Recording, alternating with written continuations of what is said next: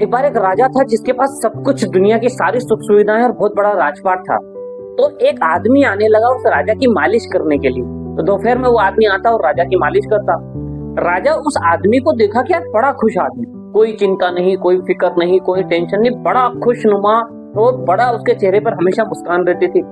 राजा को बड़ा अजीब लगा। भैया राजा ने पूछा कि यार देखो मेरे पास सब कुछ है, इतना बड़ा राज है, इतने सेवक है, पैसा है, धन दौलत है, सब कुछ है, लेकिन मुझे हमेशा चिंता लगी रहती है, मैं हमेशा दुख में रहता हूँ, तू हमेशा इतना खुश कैसे रहता है, इसका क्या कारण है?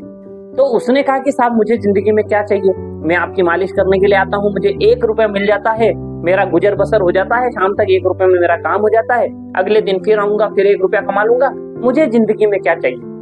अब वो आदमी हमेशा उस राजा की मालिश करने आता और हमेशा उतना ही खुश और उतना ही उत्साह में हमेशा उस राजा को नजर आता।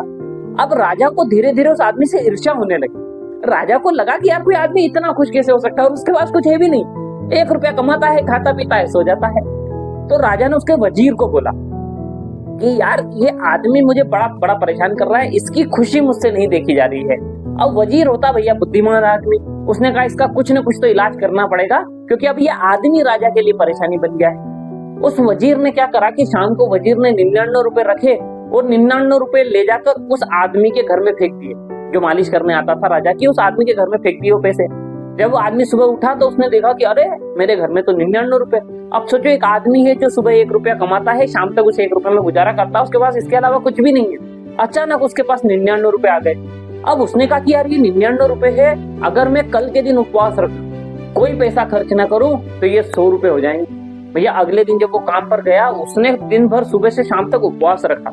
उसने कोशिश करी कि आज कुछ भी खर्चा नहीं करूंगा, तो जो मेरे पास 99 रुपए वो कितने रुपए हो जाएंगे, वो 100 रुपए में बदल जाएंगे। और उसने वही करा, उसने दिन भर कोई खर्च न करके उपवास करके पैसा बचाया, 99 रुपए को 100 रुपए कर लिए। जब वो 100 रुपए हो गए तब तो उसने सोचा कि यार मुझे और मेहनत करना चाहिए, उसे 101 रुपए करना चाहिए। और अब लगातार उसकी ये परेशानी और चिंताएं बढ़ती गई। अब वो जब राजा के पास गया तो राजा ने पूछा कि यार आज तू उतना खुश और उत्साहित नहीं दिख रहा, क्या बात है? आदमी कहता नहीं राजा साहब ऐसी कोई बात नहीं है। पर राजा समझ गया कि यार वजीर ने जरूर कुछ न कुछ करा है। अब इस आदमी की वो खुशी, वो उत्साह, वो उमंग चले गया जो पहले इसके अंदर था।